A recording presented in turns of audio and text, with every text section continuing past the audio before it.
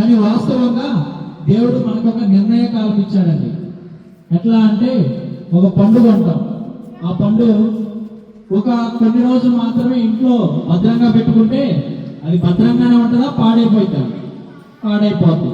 అలానే మన జీవితం కూడా దేవుడు ఎన్ని సంవత్సరాలని మన కోసం ఇచ్చాడు, 60, 70, 80 ఎన్ని సంవత్సరాలైనా కావచ్చు దేవుడు ఇచ్చాడు.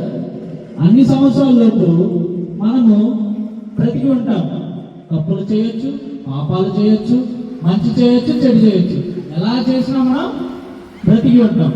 కానీ మనమేమనుకుంటున్నామంటే దేవుడు ఇచ్చిన ఆయుష్ తప్పులు చేసినా కాలే మనకు క్షమిస్తాడు, ఏం కాలే మనకు బాగానే చూసుకుంటాడు అనుకోవటం మన పొరపాటు అనుకుంటున్నాం.